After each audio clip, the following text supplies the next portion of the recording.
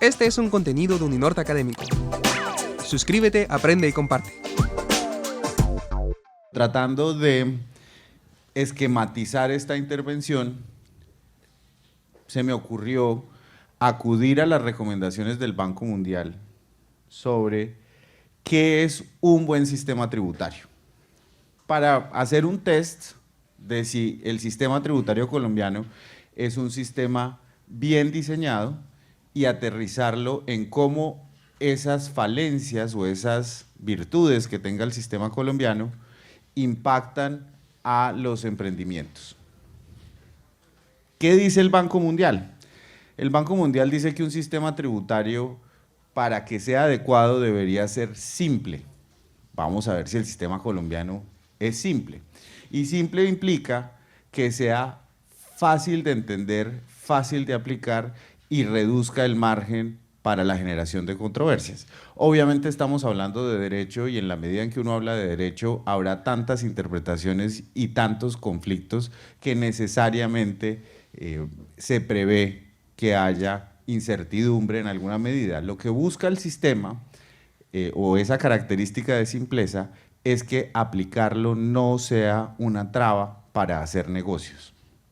El sistema tributario debería ser transparente.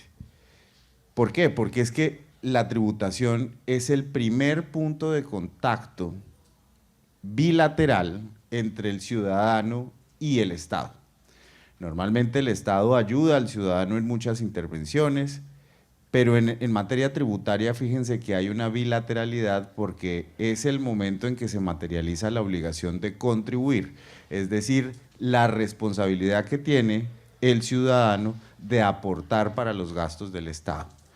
Que no haya transparencia en el sistema, y ojo porque la transparencia en consecuencia es bilateral, es que la administración le juegue limpio al ciudadano y también que el ciudadano le juegue limpio a la administración.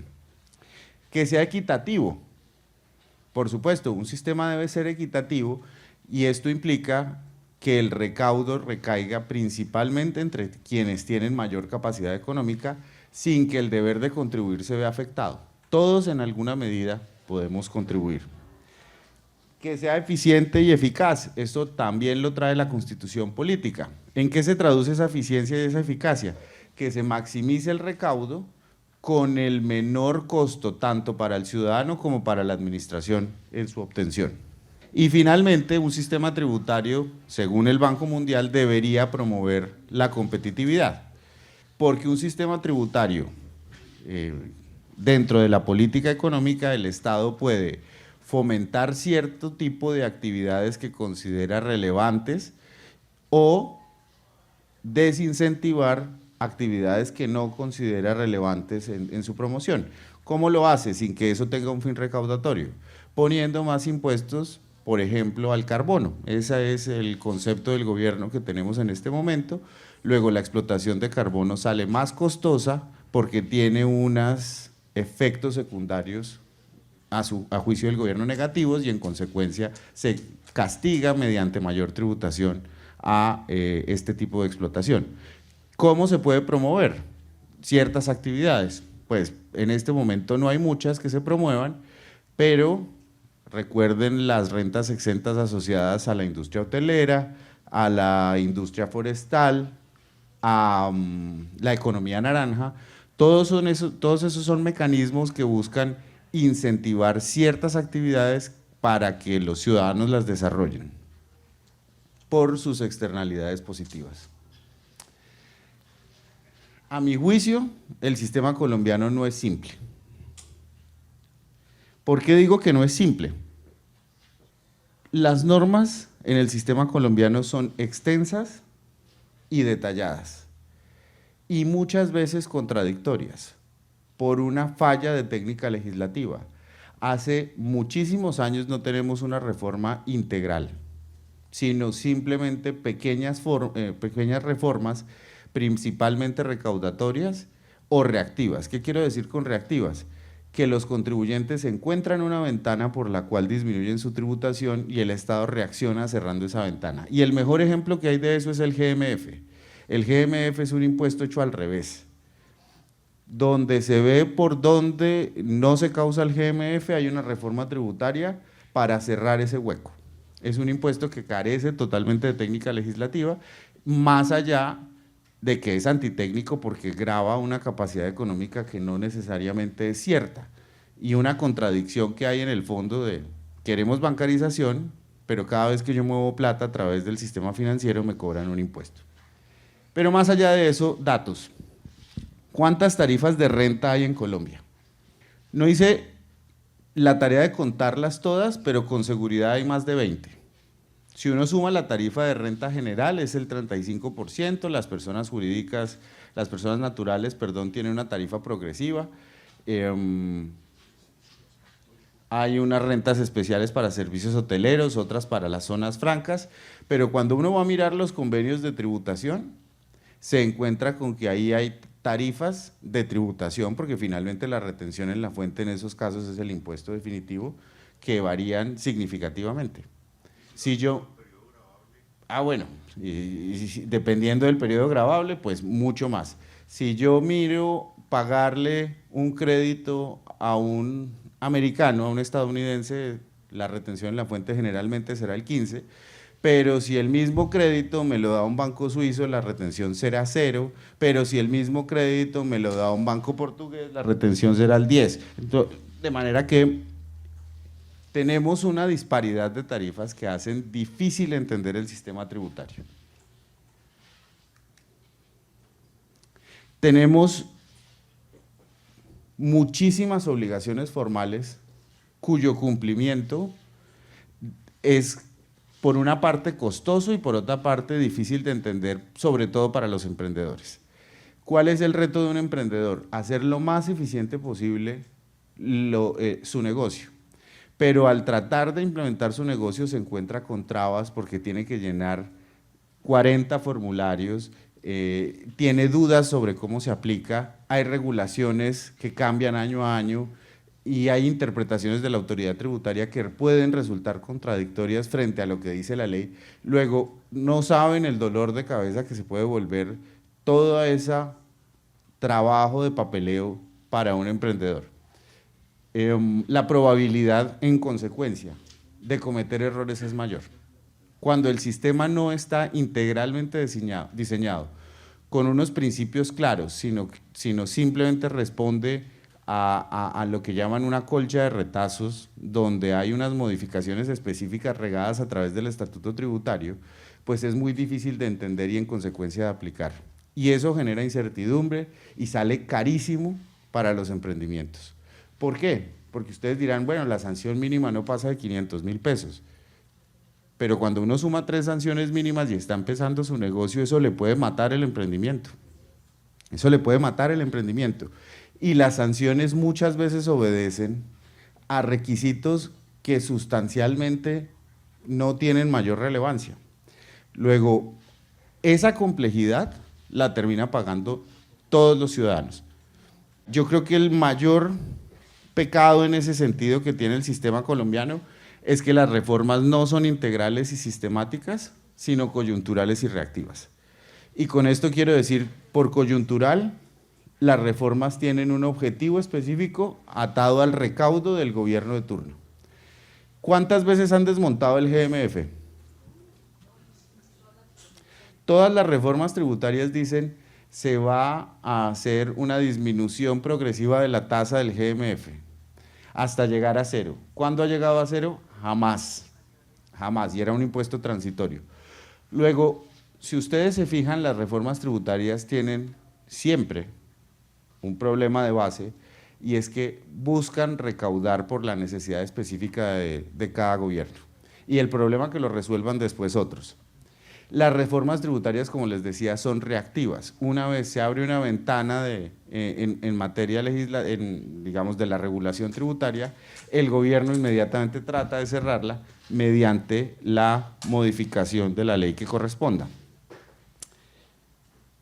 Tanta dispersión legislativa conlleva a que la autoridad tributaria se tenga que pronunciar y que muchas veces los mismos funcionarios de la administración no tengan un concepto unívoco.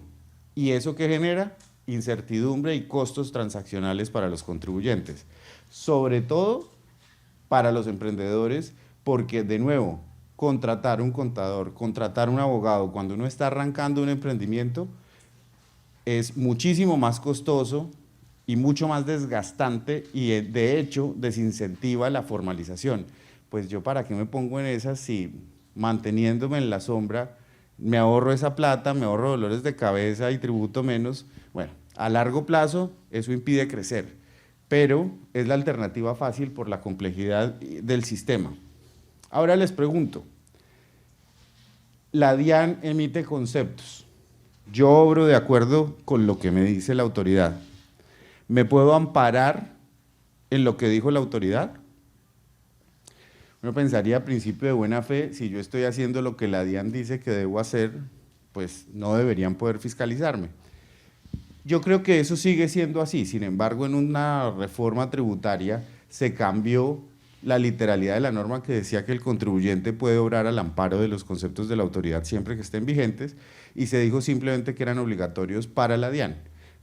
Una sentencia de la Corte Constitucional arregló ese problema porque le dio la categoría, entendió que la norma era exequible siempre que se entendiera que el contribuyente actuaba de acuerdo con todas las fuentes de derecho, que lo dice la ley, incluyendo como fuente de derecho la doctrina de la administración. Entonces, de alguna manera me parece que esa sentencia nos devolvió al estado anterior donde uno sí puede ampararse, que me parece además de sentido común, que si la autoridad tributaria, que es mi contraparte en la determinación de los impuestos, dice que debo interpretar la norma de esta manera, yo de buena fe lo hago, debería poder estar tranquilo de que esa interpretación va a prevalecer. Eso, por supuesto, no implica que yo tenga todo el derecho a estar en desacuerdo con la autoridad. Las reformas tributarias y los cambios son frecuentes, los cambios reglamentarios. ¿Eso qué genera? Que yo tenga cada vez que voy a cumplir la norma, acudir a la última resolución que sacó la autoridad, lo cual retrasa mi cumplimiento y hace más probable que yo cometa un error. Esa es la inestabilidad normativa. Ahora, ¿nuestro sistema tributario es transparente? Yo no diría tajantemente que no lo es, en general lo es, sin embargo, tiene algunas características que hacen que uno dude de su plena transparencia, y esto de nuevo es bilateral. Muchos contribuyentes omiten declarar toda la verdad a la autoridad tributaria, lo cual quita transparencia al sistema porque el sistema es bilateral, pero también el Estado, no solo la autoridad, sino el Estado en su conjunto muchas veces obra, a mi juicio, de mala fe. Les doy ejemplos concretos. La gente que pagó una prima de estabilidad para celebrar un contrato de estabilidad jurídica, es decir, congelo las reglas de juego y pago porque me garanticen que estas van a ser mis normas de juego, mis reglas de juego, y pago sumas no despreciables. Congelo el impuesto al patrimonio, no va a haber más porque la ley decía que no iba a haber más, pero a renglón seguido sacan un impuesto a la riqueza cuya base gravable es exactamente la misma. Congelo mi renta exenta, mi tarifa exenta en el impuesto de renta. 2 años después sacan un impuesto que se calcula sobre la misma base de utilidad fiscal que es el CREE, pero me dicen que eso tal vez no es un impuesto a la renta y grava al 9%.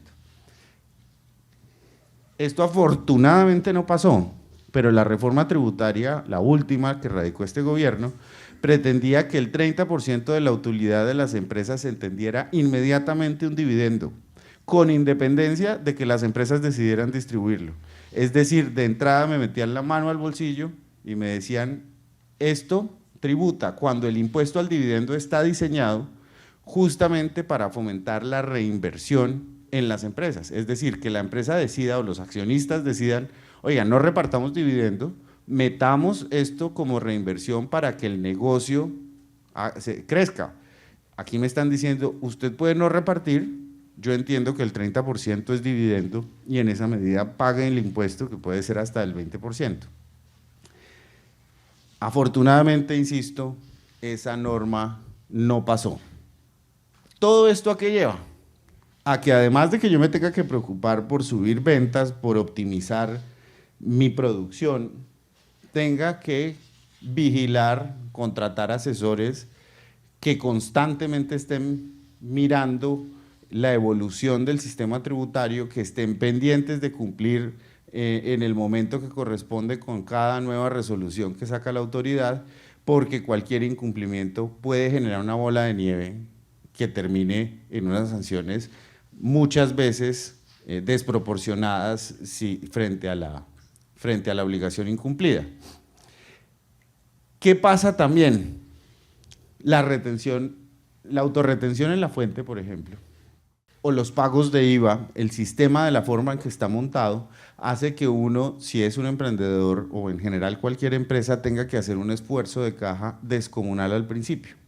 ¿Por qué? Porque si yo soy autorretenedor, si yo facturo con IVA, facturo hoy, tengo que pagar el próximo mes antes del 15 el IVA y la retención en la fuente, pero todavía no he recibido la caja. Es decir, tengo que salir a pedirle prestado a un banco para poder cumplir mi deber tributario. Yo aquí lo único que digo es que tal vez la temporalidad de ese recaudo, porque es absolutamente razonable esos mecanismos, debería pensarse para que ese esfuerzo financiero no afectara tanto a los emprendimientos. Por ejemplo, el IVA cuatrimestral de alguna manera tenía mucho un sentido práctico, y es que si mi emprendimiento recibía 90 días la factura, yo tenía un cuatrimestre entero para recaudar parte de mis facturas y poder pagar el IVA. Eso tiene sentido práctico, y cuando uno está emprendiendo y lo tiene que sufrir, salir a conseguir la plata para pagarle a la DIAN, pues lo entiende mucho mejor. Ni hablar de los procesos de fiscalización, porque muestra, por ejemplo, lo largo y dispendioso que puede ser un proceso de fiscalización, que casi siempre, no me atrevo a decir siempre porque seguro hay una excepción, termina en que la DIAN confirma su primer acto administrativo. Y ese proceso de reflexión, porque esto tiene, digamos, en la medida en que esto es derecho administrativo al final del día, ese proceso donde uno le pide a la autoridad que reconsidere tiene un objetivo, y es que la autoridad eventualmente se ahorre un riesgo en materia de responsabilidad administrativa y evite un desgaste innecesario de la administración de justicia. Pero, y yo entiendo a los funcionarios, con el riesgo de que le digan de que si usted le dio la razón al contribuyente está ayudando a que el Estado pierda plata, pues casi siempre los recursos de reconsideración son confirmados por la autoridad, lo cual en la práctica pues hace un desgaste innecesario y hace que estos procesos sean costosos para los contribuyentes, que de todas maneras tienen que buscar un asesor durante un periodo mucho más largo. Importantísimo encontrar alternativas que simplifiquen la etapa de vía gubernativa en esos procedimientos de fiscalización. Les pregunto a ustedes, ¿qué pasa con la competitividad? ¿Ustedes creen que en este momento la legislación tributaria promueve la competitividad? ¿Qué normas en este momento facilitan que un emprendimiento sea competitivo? ¿Qué normas tributarias? El régimen simple, sin duda. El régimen simple es, sin duda, la herramienta más eficiente de los últimos 10 años, tal vez, 5 años por lo menos, en materia de formalización. Yo me acuerdo, la ley 1429 fue el último intento serio de formalizar, porque daba unos incentivos, unas tarifas progresivas a los emprendimientos, evitaba unos costos en materia de pagos de nómina, pero todas esas normas perdieron vigencia muy rápidamente. Esa ley, si recuerdo correctamente, es del 2014, perdieron vigencia en el 2018 esos incentivos, y salvo el régimen simple, hoy en día es muy difícil encontrar una norma dirigida a los emprendedores que promueva el desarrollo o la formalización. El régimen simple por lo menos en su conceptualización, tenía mucho sentido porque realmente atacaba todos esos problemas que acabamos de ver. La complejidad la restaba, porque es que uno ya no tenía que mirar, llevar contabilidad, saber si esto era deducible, si este gasto no era deducible. La aterrizaba muy fácilmente porque permitía simplificar el procedimiento y gravar sobre mi renta bruta a una tarifa razonable, y de todas maneras uno tenía la posibilidad de elegir, o tiene la posibilidad de elegir, si me aplica el régimen común o me voy por el régimen simplificado. Salvo esa, fíjense que ya no tenemos rentas exentas. Antes teníamos rentas exentas para economía naranja, teníamos rentas exentas para el desarrollo forestal, rentas exentas para las inversiones en el agro colombiano. Teníamos, que a mí la renta exenta siempre me ha parecido simplemente un ejercicio de diferimiento del impuesto, porque al final termina uno pagándolo cuando distribuye al accionista, pero por lo menos le permite un ahorro inmediato al emprendimiento. De manera que esos ejercicios de promoción de los emprendimientos se quedan cortos, y yo creo que hay una tarea grande que el Estado debería volver a realizar: identificar dónde hay obstáculos para la formalización y crear incentivos para que la gente prefiera estar del lado formal, tributando, viendo las ventajas de estar en la legalidad, que mantenerse a la sombra, porque le resulta transaccionalmente mucho más barato en términos de costos de cumplimiento, y adicionalmente muchos menos costos en materia de tributación efectiva. De manera que es una forma en que se le quita competitividad a los emprendimientos, y debería el gobierno, en lugar de tratar de derogar lo único que hay hoy en día vigente para esa promoción, incentivar y profundizar en otros mecanismos que tengan el mismo resultado. Obstáculos del sistema para los emprendedores. ¿Por qué la tasa de tributación es un obstáculo para los emprendedores?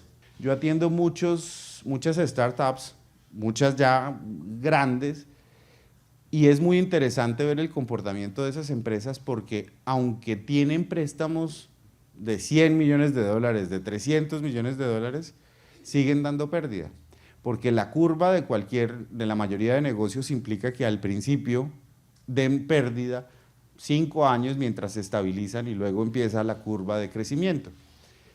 Y eso no impide que la valoración de una empresa sea altísima.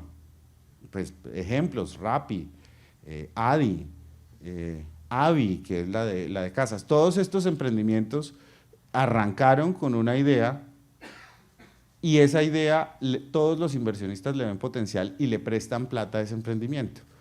La valoración de esas compañías es altísima a pesar de que todavía estén dando pérdida.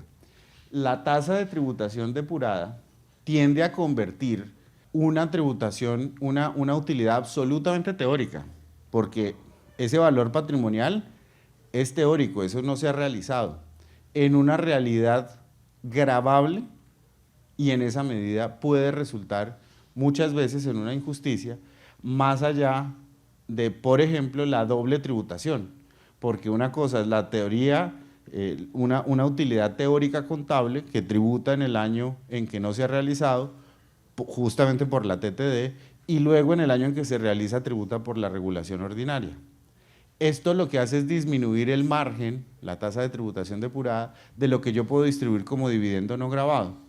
¿Por qué? Porque como pago más impuesto, acuérdense que el dividendo no gravado es la diferencia entre la base del impuesto y el impuesto efectivo. Al pagar más impuesto, esa resta me va a dar menos. Luego pago más impuesto y resulto distribuyendo menos dividendo no gravado. Y así me podría quedar acá diciendo dónde hay más razones para que se reconsiderara la constitucionalidad de esta norma. Pues ese no es el objetivo, pero mi punto acá es que para emprendimientos, sobre todo emprendimientos atados a la tecnología, donde la valoración de las empresas puede ser mucho más alta que lo que dicen los números actuales, esta norma puede matar un buen negocio. Descuentos fiscales. Colombia tenía un buen grupo de normas que permitían descuentos, que por supuesto, por la explicación que nos estaban dando, son mucho más beneficiosos que las deducciones. Sin embargo, la norma colombiana limita los descuentos tributarios a el 25% u otras tarifas, pero una porción de la renta líquida gravable. ¿Qué es lo que pasa con un emprendimiento? Pues que los primeros años de vida no da renta líquida. De pronto da utilidad financiera, pero no renta líquida. Y eso implica que ese descuento, ese esfuerzo que yo hice para obtener un beneficio fiscal, pues queda en cero, porque si no tengo renta líquida sobre la cual calcular el límite, pues me va a dar que no tengo derecho al descuento. Y el término por el cual yo puedo usar ese descuento es un término relativamente pequeño, sobre todo, insisto, para empresas que están arrancando, porque la curva de crecimiento muestra que una empresa normalmente empieza a dar utilidad a los 5 años. Estos descuentos tributarios se agotan o los puedo usar 2 años o en el mejor de los casos 4 años después, de manera que se quedan cortos frente a los emprendimientos. También se limitó el beneficio, ciertos beneficios, contribuciones a educación de los empleados, mejoramiento del medio ambiente, becas, etcétera, al 3% de la renta líquida. Es decir, al final del día, salvo que yo sea una compañía enorme que dé una utilidad enorme, el 3% de mi renta líquida termina siendo un saludo a la bandera en la mayoría de los casos. Luego, sin eliminarlos, la última reforma tributaria los redujo a una expresión que es prácticamente nominal. Deducción limitada del GMF. Primero, el GMF es un impuesto absolutamente antitécnico y en cualquier análisis del sistema tributario colombiano esa conclusión es la de las primeras que se sacan, pero existe y es necesario para cumplir con los requerimientos de gasto. Ese impuesto, además de ser antitécnico, solo se puede deducir en el 50%. Esa deducción en costos transaccionales, porque acuérdense que no necesariamente implica que yo use plata mía, simplemente que use plata que está en mi cuenta bancaria, impide que al menos recuperara el 100%, la tarifa del impuesto de renta o generara una pérdida que en el futuro pudiera usar para un emprendimiento. Esa limitación pues no tiene mayor justificación. Como les decía, la autorretención en la fuente genera un esfuerzo altísimo en caja, lo mismo que el IVA, que de pronto uno podría reflexionar si extender el plazo en una periodicidad mayor, 4 meses, 3 meses, facilitaría, obviamente para empresas pequeñas que lo necesitan, facilitaría que no se estén endeudando para poder pagar impuestos, sino que el recaudo de sus facturas les permita cumplir con sus obligaciones tributarias. Este es otro mecanismo que a mi juicio perjudica muchísimo a los emprendimientos, el anticipo del impuesto de renta. ¿Por qué? Porque es una caja que estoy entregando hoy al Estado sobre una utilidad que no me he ganado, que en realidad no hay mayor indicio de que me la vaya a ganar, pero que el Estado puede disponer inmediatamente y yo dejo de poder usarla. El peor de los casos son las sobretasas, esas ya no aplican para los emprendimientos, pues la financiera, por ejemplo, pero es un absurdo que uno tenga que entregar el 100% de un impuesto a título de anticipo sobre una utilidad, sobre un año que ni siquiera ha transcurrido y que no sé cómo me va a ir. Tengo que hacer un esfuerzo enorme de caja para poder entregarle esa plata a la autoridad tributaria. Y yo quiero hacer aquí una distinción que es bien importante. Una cosa son los beneficios tributarios y otras cosas son las minoraciones estructurales, y la aproximación debe ser distinta. Solo para recapitular, las minoraciones estructurales son correcciones que incluye la ley al sistema para evitar injusticias. Eso lo ha dicho la Corte Constitucional. Mientras que los beneficios tributarios son incentivos o desincentivos que establece el legislador para fomentar una actividad o para disuadir a los ciudadanos de hacerla. La diferencia es muy importante porque sobre los beneficios tributarios el legislador tiene una casi que plena libertad de establecer o quitar, porque no obedecen a un principio de justicia, sino a una intervención de lo que el legislador y el Estado en ese momento consideran que es más importante. Entonces, yo quiero fomentar la agricultura, doy beneficios a la agricultura. Quiero desincentivar el uso de carbono, pongo más tarifas al carbono. Pero fíjense que estos son beneficios o mecanismos de intervención del Estado en la economía. Mientras que las minoraciones, insisto, responden a un principio de justicia. Yo debo evitar la doble tributación. Si una renta ya pagó impuesto, pues debería hacer los ajustes para que el sistema impida que se vuelva a gravar. Si yo estoy perdiendo plata mientras arranca mi negocio, esa es la lógica de las pérdidas fiscales, debería poder imputar esa pérdida en los periodos que en el futuro me generen utilidad. ¿Tiene sentido que las pérdidas fiscales se limiten a 12 años? Hay una sentencia por allá que en algún momento las pérdidas estaban limitadas porcentualmente y por tiempo, y la Corte hizo esa aclaración de una cosa son las minoraciones y otra los descuentos. ¿Tiene sentido que el carry back y el carry forward en materia de dividendos, es decir, el exceso de dividendo no gravable que podría distribuir al accionista, pero que no tengo la caja para hacerlo, la utilidad para hacerlo, lo arrastre o lo lleve hacia atrás? ¿Tiene sentido que quede limitado en el tiempo cuando la realidad económica de muchos negocios impide que se aplique? Por ejemplo, doy un ejemplo de donde se corrigió. Las concesiones viales, las APP, la recuperación de una inversión de esas es a 30, 40, 50 años y solamente tenían 5 años y 2 años para hacer el carry back y el carry forward. Ese tipo de operaciones, fíjense que no son beneficios, lo que hacen es corregir una injusticia del sistema. Luego, varias preguntas caben al respecto, la única que quiero hacerles es, si yo estoy emprendiendo con lo difícil que está la situación económica, insisto en mi negocio, ¿por qué solo darme 12 años para que yo compense las pérdidas fiscales acumuladas? ¿De dónde salió ese número? ¿Dónde más hay ineficiencia del sistema? Obviamente Colombia no le destina el gasto que merecería la autoridad tributaria, y la autoridad tributaria hace el mayor esfuerzo que puede con los limitados recursos que tiene. ¿Cuál sería el mundo ideal? Que hubiera mayor capacidad de la DIAN para que fiscalizara la DIAN y se eliminaran ciertas presunciones que lo único que buscan es que las dificultades que tiene la administración, las incapacidades prácticas que tiene la administración por la limitación de sus recursos, se le trasladen al contribuyente. Lo que pasa es que, como siempre las hemos visto en la ley, uno no se suele preguntar, bueno, ¿y esto tiene sentido? Por ejemplo, la limitación que justamente hablaban hace un momento, la limitación de gastos por pagos al exterior que no fueron sujetos a retención en la fuente.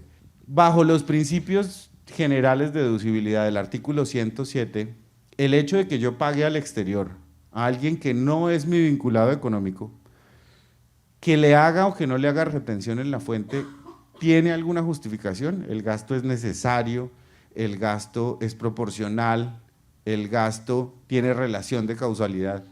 ¿Por qué ese gasto se queda limitado al 15% de mi renta líquida solo por el hecho de que no le hice retención? Pensaría uno, claro, como el extranjero no tributó sobre ese gasto, yo le limito esa capacidad de deducirlo, pero si no es un vinculado, tiene sentido cuando es un vinculado, por ejemplo, pero para eso está precios de transferencia. ¿Por qué impedir la deducción plena? Simplemente creo yo que la explicación está en la dificultad de la autoridad de fiscalizar ese tipo de operaciones. ¿Cómo se corrige eso? Hombre, deje que uno se deduzca al 100%, y capacite mejor a los funcionarios, déles más recursos a la autoridad tributaria para que llegue a poder fiscalizar caso a caso si ese gasto cumple con los requisitos de deducibilidad. Y no castigue al contribuyente trasladándole, eso es una presunción. Yo presumo que si no hizo retención, ese pago no debería ser plenamente deducible, o que ese pago obedece a alguna suerte de mecanismo de disminución de la base gravable en Colombia. Ese es solo un ejemplo. El sistema tributario colombiano tiene múltiples presunciones y otro tipo de mecanismos donde se le traslada al contribuyente la carga de la administración. El mejor ejemplo de todos era la renta presuntiva. El Estado no puede fiscalizar a todos los que dicen que no tienen rendimiento, entonces tribute mínimo sobre sus activos, sobre su patrimonio neto, que esté en capacidad de generar renta. Ese era el piso de tributación y esa era la incapacidad del Estado de fiscalizar a los contribuyentes. Lo quitaron, afortunadamente. Ahora que se inventaron, la TTD, que nos deja básicamente en el mismo lugar. Es un impuesto mínimo presunto ya calculado sobre la utilidad contable, que insisto, es una utilidad teórica. Otra carga que se traslada a las personas, a los contribuyentes, personas naturales, las limitaciones a la deducibilidad. Y fíjense que eso, claro, tiene sentido porque se supone que simplifica el sistema. Usted, como no sé en qué se gasta la plata porque es para sobrevivir, yo le voy a permitir que deduzca o que se tome estas rentas exentas, etc. El problema está en que cuando en la anterior reforma tributaria, esos mínimos que se supone que alguien destina para vivir dignamente, se limitan de la forma en que se limitaron. O aquí alguien no sintió el impacto de la anterior reforma tributaria en retenciones en la fuente, que antes llegaban hasta diciembre y en mayo, junio se topearon, porque aunque no tocaron, y este es un ejemplo de la falta de transparencia, no tocaron la tarifa, dijeron vamos a mantener las tarifas de tributación de personas naturales, no las tocaron, pero tocaron la base de una manera muy significativa.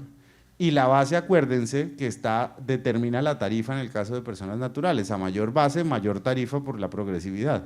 Luego, en la práctica, aunque teóricamente no tocaron las bases, las tarifas de las personas naturales, en la práctica lo que hicieron fue subir la tarifa efectiva porque quitaron esas presunciones que había a favor del administrado, de los gastos, del dinero que necesita para vivir dignamente.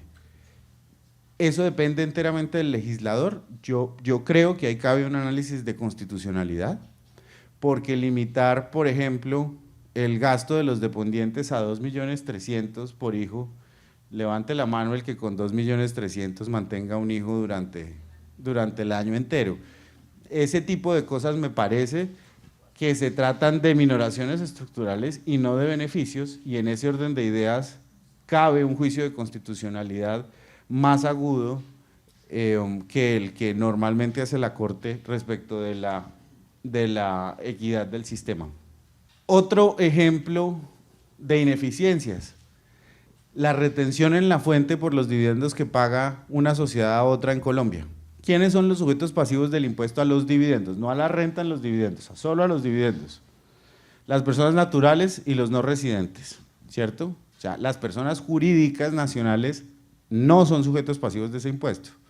Pero una sociedad le paga a otra colombiana un dividendo, le tiene que retener el 10%. ¿Que lo va a usar ella? No porque ella no es sujeto pasivo. Cuando a su vez se lo distribuya a alguien más, extranjero o persona natural, que puede ocurrir 10, 20 años después o nunca ocurrir, en ese momento se usa esa retención. Eso es plata que a uno le sacan de la caja y se la guarda la administración por un contribuyente que todavía no existe, por un impuesto que todavía no se sabe si se va a causar.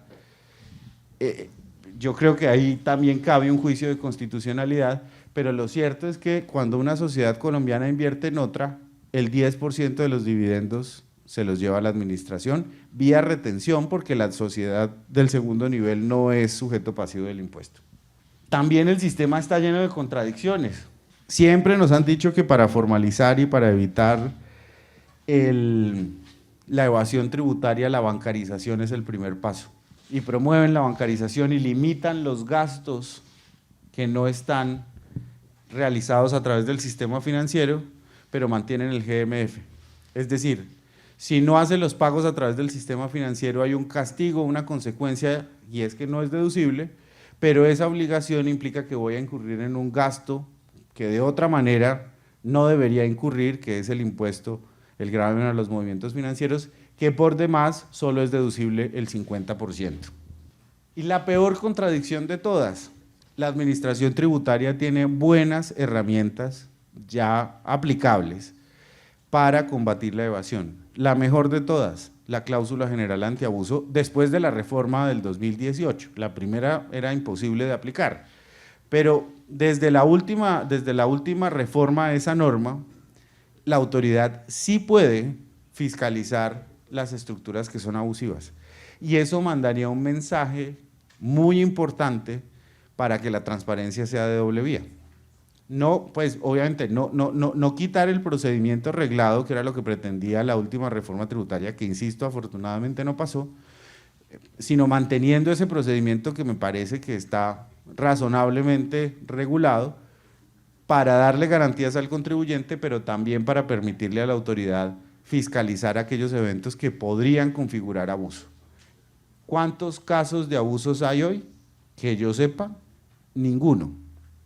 De manera que, en lugar de trasladarle a la administración, al contribuyente, ciertas cargas como estas que acabo de nombrar, se podría fomentar que la administración intervenga más con las herramientas que cuenta hoy en día.